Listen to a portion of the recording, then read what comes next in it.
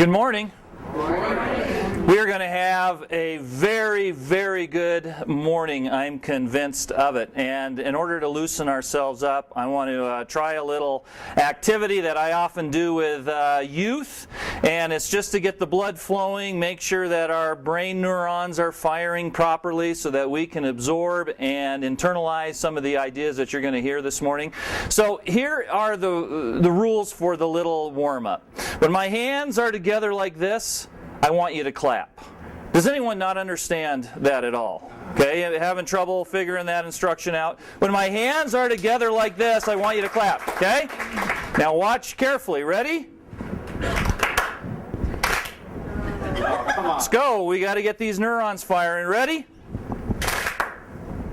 Ooh. We're getting there. We're close.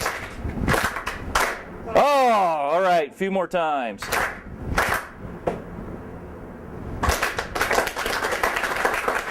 Thank you. Thank you very much. Appreciate that. I don't know if you know who Reverend Spooner is. There is a linguistic sort of strategy called Spoonerisms. Have you heard of Spoonerisms? Reverend Spooner inadvertently developed these. When my sister was married, the pastor who married her, my sister's name is Jill, her husband's name is Troy, and he introduced them as Trill and Joy. So that's sort of the deal there with Spoonerisms. Well, I want to share with you a fairy tale, Cinderella, but this is Cinderella with a twist, and it goes something like this. Once upon a time in a corn country, there lived a beautiful girl, and her name was Rindercella. Rindercella lived with her mugly other and two sad blisters. Also in this same corn country was a pransome hince, and he was giving a bancy fall, so he invited people from riles amound, especially the pitch reaple. Well, the day of the Bancy Fall came, and Rindercella's mugly other and two sad blisters went off to the Drancy Fall. But Rindercella couldn't go because all she had were these wordy decks. So she cat down and scried. She was a kitten there a-scrying, when all of a sudden there appeared before her her Gary Fodmother with a cage boach and Bix White sources to carry her off to the Bancy Fall. But the Gary Fodmother said, Rindercella, if you're not back by midnight, you're going to purn into a tumpkin. So Rindercella got into the cage boach with Bix White sources and went off to the Bancy Fall. And when she got there, what she didn't realize was the pransome hince was hiding behind a wooden hindo. He took one look at Rindercella and said, this chick is fout. That's far out for some of you generational people. Well, Rindercella and the pransome hince ended up dancing all night, and guess what? They fell in love.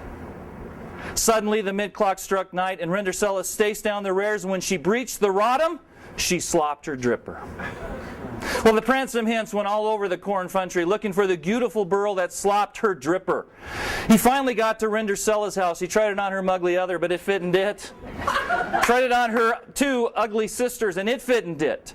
He finally tried it on Rindercella, and it fit it. It was just the size right. Well, to make a long story short, they ended up getting married and lived heavily after hapwards. And the moral of the story is, if you go to a Bancy Fall and you lell and fuv with a pransome hince, don't forget to slop your dripper. Now, I share that with you because you are going to get a lot of knowledge poured in there, and you're going to try to make sense of it all. And oftentimes there are things in life that challenge us, that don't quite fit or match up. And as you saw in the video, TEDx does a masterful job of trying to take divergent amounts of information and connect those together so it makes a more coherent picture. I'm excited for this day. About 6 years ago, Kevin Gregaire and I birthed an idea. We wanted to do an in-service that was much different than most typical in-services. We wanted to do something that would reach and impact the heart of educators. And I was involved with a conference called Youth Workers Convention, and these were people who worked with junior highs and senior highs, and their convention was unlike anything that I'd ever gone to. So I forced Kevin Gregaire to fly with me out to San Diego to take a look behind the scenes at this conference, and the idea kept ruminating and kept sort of bubbling up in our mind as we wrote down and sketched out ideas. Of course, this is the culmination of that idea, and so I'm very much honored to put this together in some level to the memory of Kevin Gregaire. TEDx is an independently organized event, as it was mentioned in the video. And so now we have this conference. This is the first for us. And I call him my co-conspirator, Philippe Ernewine, who has come alongside and helped bring this vision to reality. And so we're excited that you're here. You're going to get some divergent kind of ideas, some exciting kind of input and stimulus, hopefully, as you go through this morning together. I think it's going to be unlike any other in-service that you've ever had before. Once we get this under our belt, we can expand this. And so as I was troweling the internet, I happened to stumble on TEDx, immediately applied for a license to put these on and put educators behind it, because you guys really are on the front line of so many things, and your job is unbelievably difficult. When I taught for 3 years in high school, I couldn't believe how fast and furious the days were. And we had 3 to 4 minute passing periods, and I've never been in a job before where I had to coordinate when I went to the bathroom, because I only had 4 minutes to do it. And then when you're not in your passing period or your off period, you're constantly scanning the hallways, you're looking for kids who need a touch, who need some encouragement. And so teaching and educating is, I think, one of the most difficult of all professions in the entire world. And Kevin Gregaire and I's passion was to help make educators, and you particularly here at Denver Academy, the most vibrant people on the planet. So in order to accomplish that, I want you to make 4 resolutions with me, okay? Will you resolve to do 4 things? The first resolution that I want you to do is to commit. Commit to what you are going to learn today. Commit to this morning. Try to take anything else out of your mind, any other obligations that you might have, and commit to the full few hours that you're going to spend together. So if you wouldn't mind, raise your right hand and repeat after me. Everyone raise your right hand. We want every resolution to be secured here. Repeat after me. I resolve to commit.